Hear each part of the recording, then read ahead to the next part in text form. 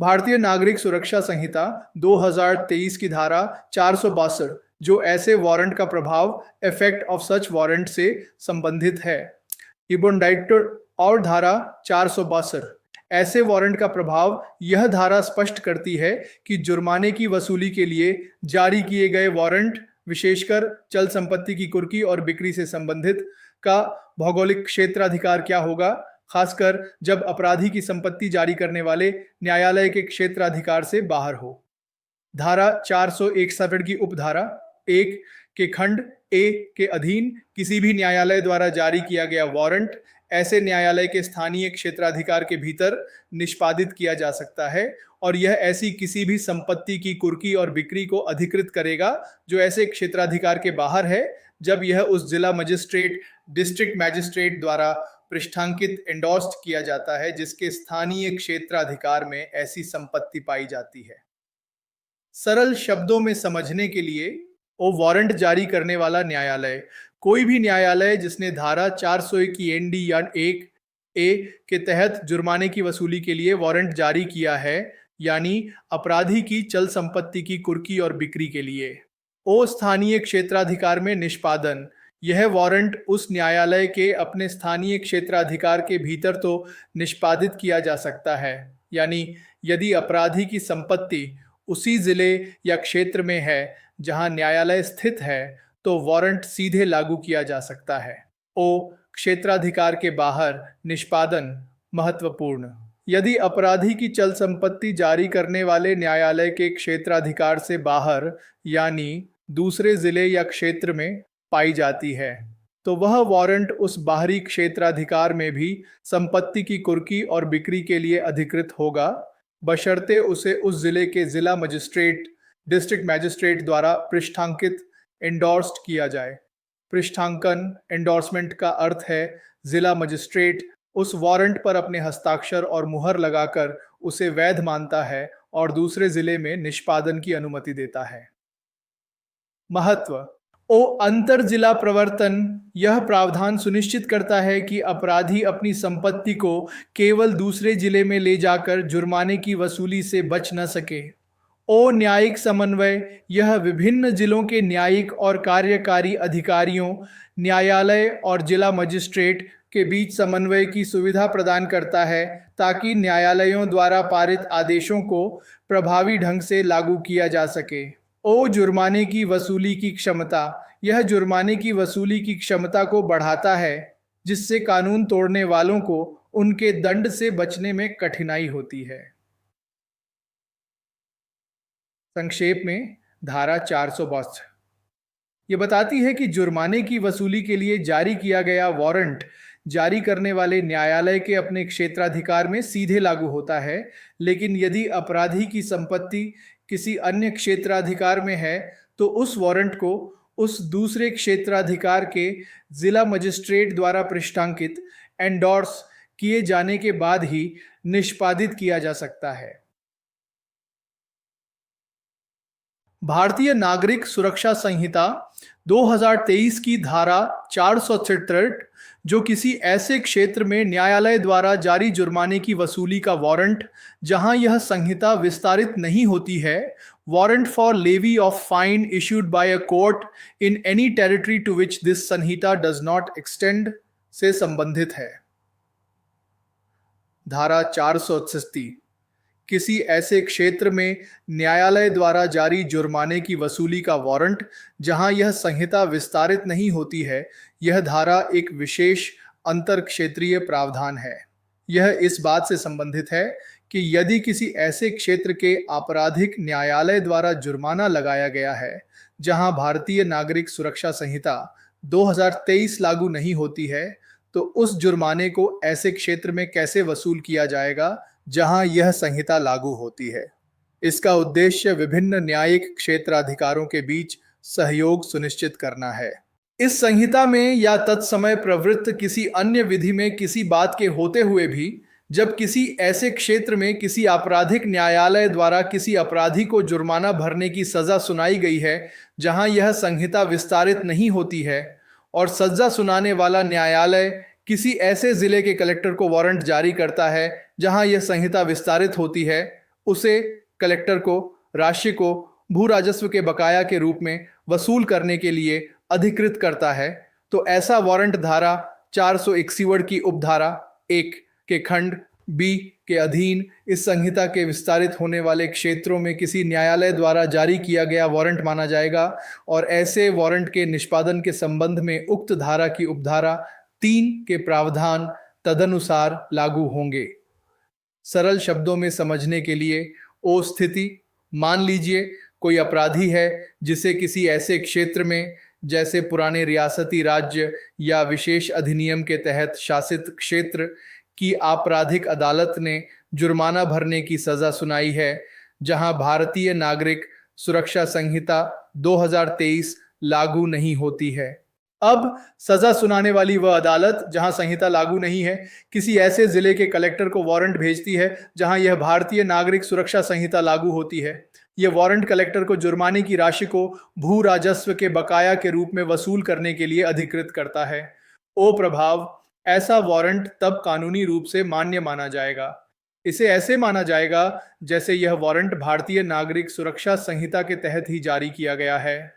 विशेष रूप से धारा 461 की उपधारा 8 के खंड बी के तहत, जो कलेक्टर के माध्यम से भू राजस्व के रूप में जुर्माने की वसूली की बात करता है, और इसके परिणाम स्वरूप धारा 461 की उपधारा 3 के प्रावधान भी इस वारंट के निष्पादन पर लागू होंगे।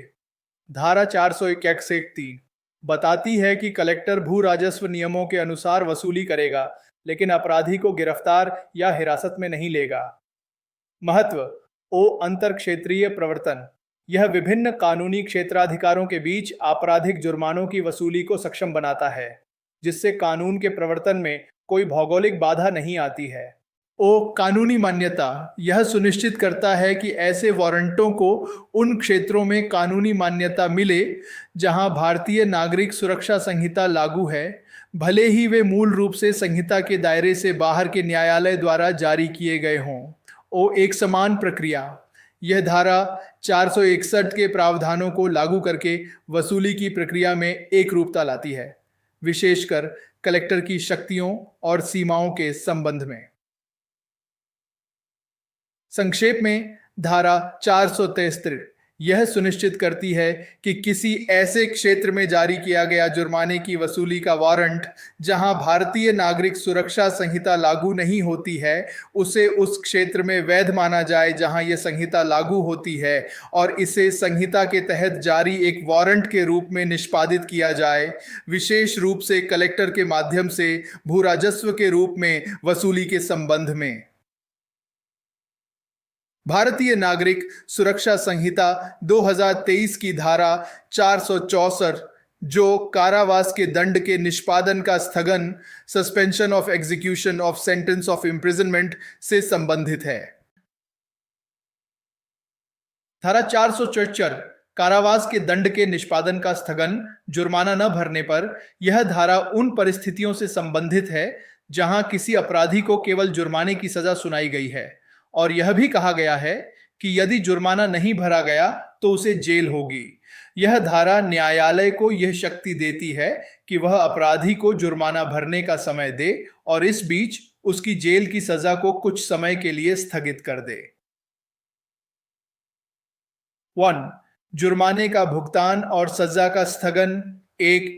जब किसी अपराधी को केवल जुर्माना भरने की सजा सुनाई गई है और जुर्माने का भुगतान न करने पर कारावास की सजा सुनाई गई है और जुर्माना तुरंत भुगतान नहीं किया जाता है, तो न्यायालय ए यह आदेश दे सकता है कि जुर्माना पूरा या तो आदेश की तारीख से 30 दिनों के भीतर या उससे पहले देय होगा, या 2 या 3 किश्तों में देय होगा, जिनमें से पहली किश्त आदेश की तारीख से 30 दिनों के भीतर या उससे पहले देय होगी, और अन्य किश्तें, जैसा भी मामला हो, 30 दिनों से अधिक के अंतराल पर देय होंगी। बी कारावास के दंड के निष्पादन को स्थगित कर सकता है और अपराधी को रिहा कर सकता है, बशर्ते अपराधी न्यायालय के विवेकानुसार एक बंधपत्र, बॉन्ड या जमानत बंधपत्र, बेल बॉन्ड निष्पादित करे, इस शर्त पर कि वह उस तारीख या उन तारीखों को न्यायालय के समक्ष उपस्थित होगा जब तक जुर्माना या उसकी किश्तें, जैसा भी मामला हो, देय हैं। और यदि जुर्माने की राशि या किसी किस्त की राशि जैसा भी मामला हो आदेश के अधीन देय नवीनतम तारीख तक या उससे पहले वसूल नहीं की जाती है तो न्यायालय कारावास के दंड को तुरंत निष्पादित करने का निर्देश दे सकता है। सरल शब्दों में, ओ परिस्थिति, अपराधी को सिर्फ जुर्माने की सजा मिली, लेकिन अगर जुर्माना नहीं भरा तो उसे जेल होगी। अपराधी तुरंत जुर्माना नहीं भर पाता। ओ न्यायालय के विकल्प, ए न्यायालय जुर्माना भरने के लिए समय दे सकता है, एक मुश्त, आदेश की तारीख से 30 दिनों के भीतर या उससे पहले पूरा जुर्माना भर दे, किश्तों में, 2 या 3 किश्तों में, जिसमें पहली किश्त 30 दिनों के भीतर देय होगी और बाकी किश्तें 30-30 दिनों के अंतराल पर। ओ कारावास का स्थगन और रिहाई, बी न्यायालय अपराधी की जेल की सजा को स्थगित कर सकता है, यानी अब भी जेल नहीं भेजेगा। अपराधी को रिहा कर सकता है बशर्ते वह एक बंधपत्र, बॉन्ड या जमानत बंधपत्र, बेल बॉन्ड भरे। इस बंधपत्र की शर्त यह होगी कि अपराधी उस तारीखों पर न्यायालय के सामने उपस्थित होगा जब तक उसे जुर्माना या किश्तें भरनी हैं। ओ जुर्माना न भरने पर परिणाम, यदि निर्धारित अंतिम तारीख तक जुर्माना या कोई किश्त नहीं भरी जाती है तो न्यायालय तुरंत जेल की सजा को लागू करने का आदेश दे सकता है। महत्व, यह न्यायालय को जुर्माना भरने के लिए लचीलापन प्रदान करता है, अपराधी को जेल भेजने से पहले उसे भुगतान करने का अवसर देता है और यह सुनिश्चित करता है कि यदि भुगतान नहीं होता है तो सजा लागू की जा सके। अन्य मौद्रिक आदेशों पर भी लागू। 2 उपधारा 1 के प्रावधान किसी भी ऐसे मामले में भी लागू होंगे जिसमें धन के भुगतान का आदेश दिया गया है और जिसके वसूल न होने पर कारावास की सजा दी जा सकती है और धन तुरंत भुगतान नहीं किया जाता है, और यदि जिस व्यक्ति के विरुद्ध आदेश दिया गया है उस उपधारा में निर्दिष्ट बंधपत्र में प्रवेश करने के लिए कहे जाने पर ऐसा करने में विफल रहता है तो न्यायालय तुरंत कारावास का दंड पारित कर सकता है। सरल शब्दों में, ओ लागू होने की व्यापकता उपधारा 1 के नियम केवल जुर्मानों तक सीमित नहीं हैं। वे किसी भी ऐसे मामले पर भी लागू होते हैं जहां अदालत ने कोई पैसा चुकाने का आदेश दिया है, जैसे मुआवजा या खर्च, और यदि वह पैसा नहीं चुकाया गया तो व्यक्ति को जेल हो सकती है। ओ भुगतान न होने पर, यदि वह पैसा तुरंत नहीं चुकाया जाता है। ओ बंधपत्र न भरने पर परिणाम, और यदि उस व्यक्ति से उपधारा 1 में बताए गए जैसा बंधपत्र भरने को कहा जाता है लेकिन वह ऐसा नहीं करता है तो न्यायालय तुरंत उसे जेल की सजा दे सकता है।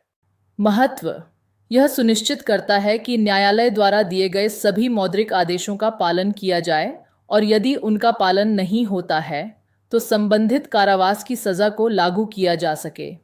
यह व्यक्ति को बंधपत्र भरने से मना करने पर त्वरित परिणाम भुगतने के लिए भी जिम्मेदार ठहराता है। इस धारा का समग्र महत्व।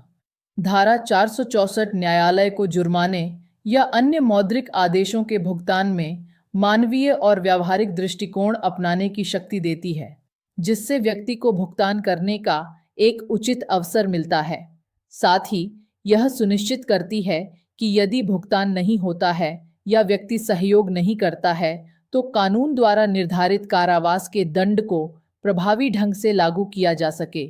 यह अपराधी के अधिकारों और न्याय के उद्देश्यों के बीच संतुलन स्थापित करती है। भारतीय नागरिक सुरक्षा संहिता 2023 की धारा 465, जो वारंट कौन जारी कर सकता है, हु में इशू वारंट से संबंधित है। धारा 465 वारंट कौन जारी कर सकता है। यह धारा स्पष्ट करती है कि किसी दंड सज्जा के निष्पादन के लिए वारंट जारी करने का अधिकार किस व्यक्ति या अधिकारी के पास होता है।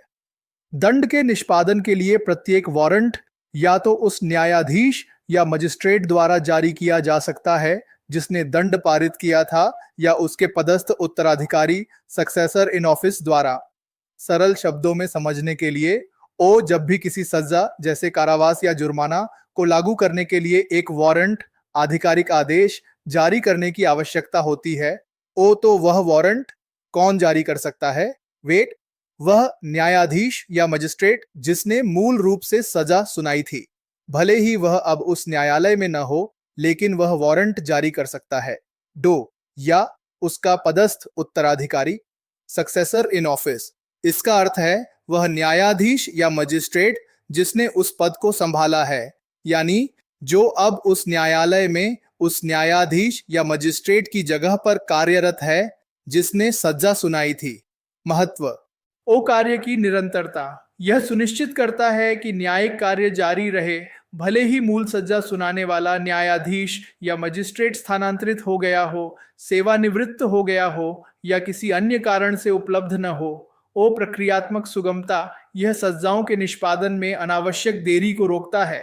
ओ कानूनी वैधता। यह वारंट की कानूनी वैधता को स्पष्ट करता है, क्योंकि इसे या तो मूल प्राधिकारी या उसके वैध उत्तराधिकारी द्वारा जारी किया जा सकता है। संक्षेप में, धारा 465 यह प्रावधान करती है कि किसी सजा के निष्पादन के लिए वारंट को या तो उस न्यायाधीश या मजिस्ट्रेट द्वारा जारी किया जा सकता है जिसने सजा सुनाई थी, या उस पद पर कार्यरत उसके उत्तराधिकारी द्वारा। भारतीय नागरिक सुरक्षा संहिता 2023 की धारा 466 जो फरार अपराधी पर दंड कब प्रभावी होगा, sentence on escaped convict when to take effect, से संबंधित है। धारा 466 फरार अपराधी पर दंड कब प्रभावी होगा। यह धारा उन स्थितियों को स्पष्ट करती है जहां एक अपराधी जेल से फरार हो गया है, एस्केप्ड कन्विक्ट, और उसे फिर से पकड़ा जाता है और उस पर नया दंड संभवतः भागने के अपराध के लिए या किसी अन्य नए अपराध के लिए लगाया जाता है। यह धारा बताती है कि उस नए दंड का प्रभाव कब शुरू होगा, खासकर यदि वह पहले से ही किसी सजा को काट रहा था। एन मृत्युदंड, आजीवन कारावास या जुर्माना। 1. जब इस संहिता के अधीन किसी फरार अपराधी पर मृत्युदंड, आजीवन कारावास या जुर्माना का दंड पारित किया जाता है तो ऐसा दंड इसमें पहले से दिए गए प्रावधानों के अधीन रहते हुए तत्काल प्रभावी होगा। सरल शब्दों में, यदि कोई अपराधी जेल से भाग गया था और उसे फिर से पकड़ लिया गया, अब उस पर किसी नए अपराध या भागने के अपराध के लिए मृत्युदंड, आजीवन कारावास या केवल जुर्माना लगाया जाता है, तो यह नया दंड तुरंत लागू हो जाएगा। इसका मतलब है कि उसे अपनी पुरानी सजा पूरी करने का इंतजार नहीं करना होगा, नई सजा तुरंत शुरू हो जाएगी।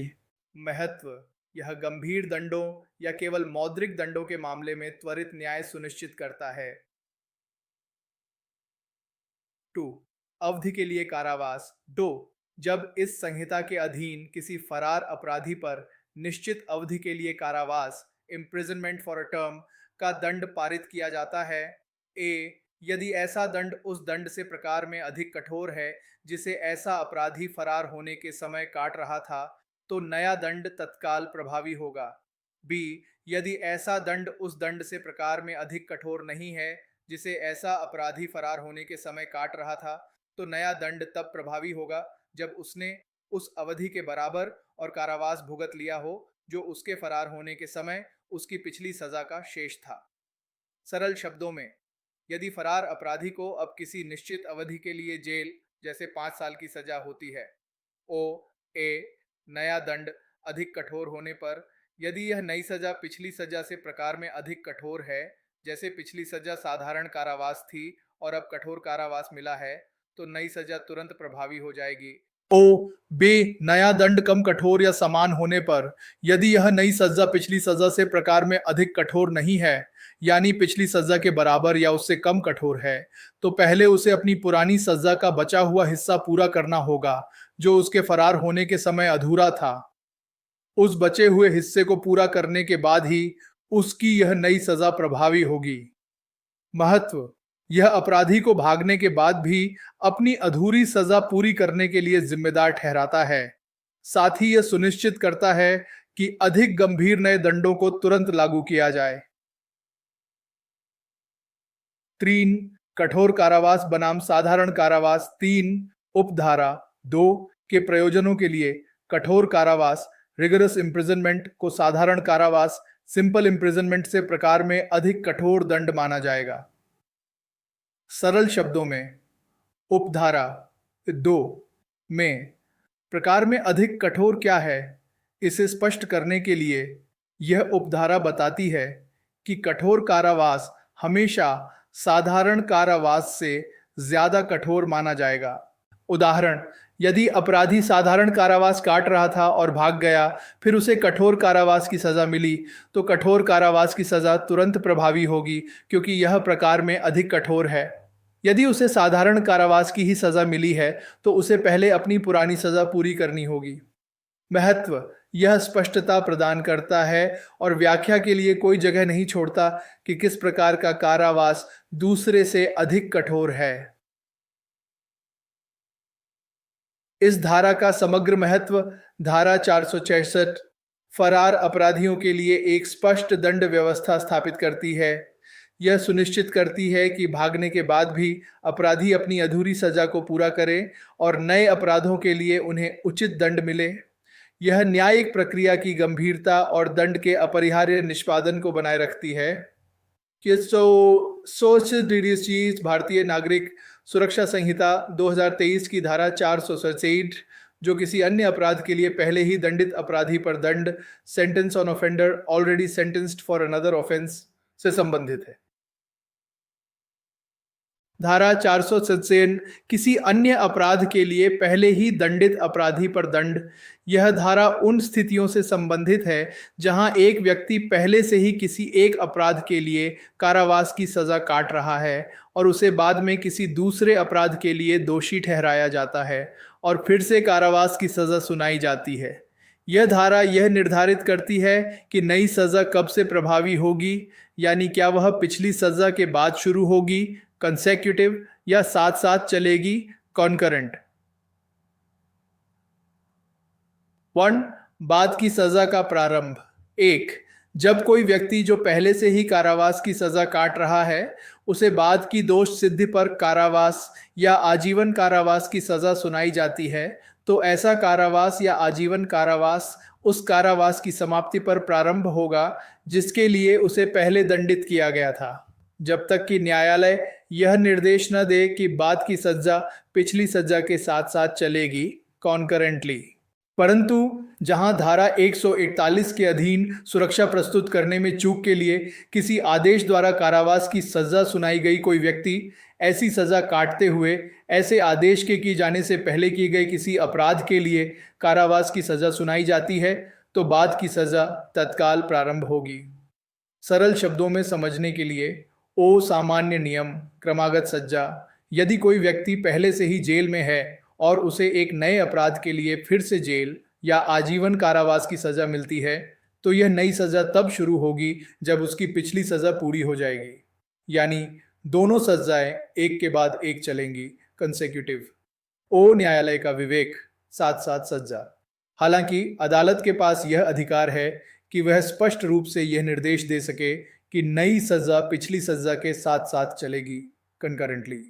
यदि ऐसा आदेश दिया जाता है तो व्यक्ति को एक साथ दो सजाएं काटने के बजाय दोनों सजाओं को एक ही समय में भोगने का मौका मिलता है यदि वे एक ही प्रकृति की हों।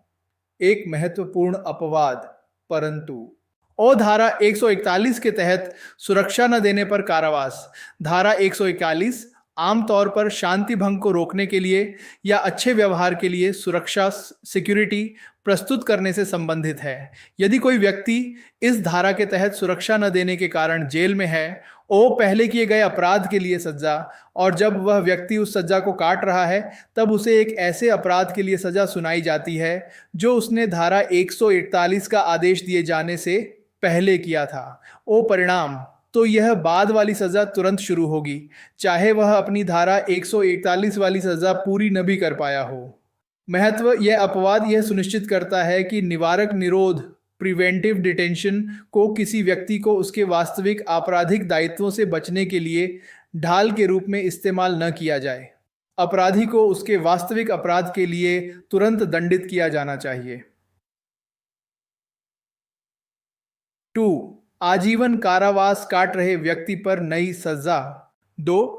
जब कोई व्यक्ति जो पहले से ही आजीवन कारावास इम्प्रिजनमेंट फॉर लाइफ की सजा काट रहा है उसे बाद की दोष सिद्धि पर निश्चित अवधि के लिए कारावास या आजीवन कारावास की सजा सुनाई जाती है तो बाद की सजा पिछली सजा के साथ साथ चलेगी कंकरेंटली।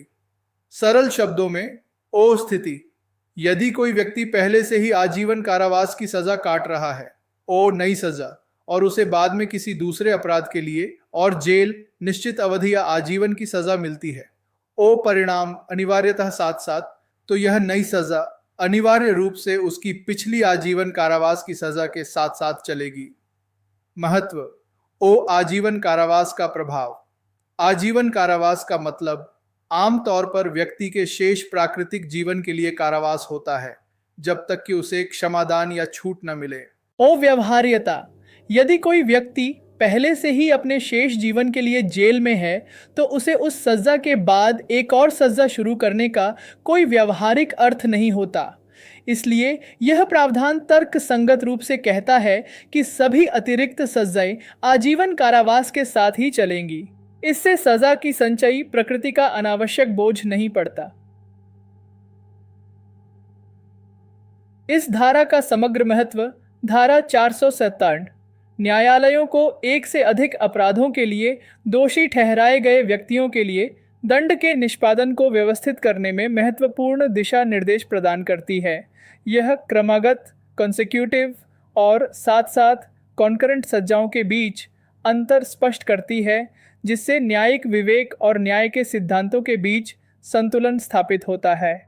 इसका उद्देश्य सजाओं की प्रभावशीलता को बनाए रखना है, जबकि मानवीय और व्यावहारिक विचारों को भी ध्यान में रखना है।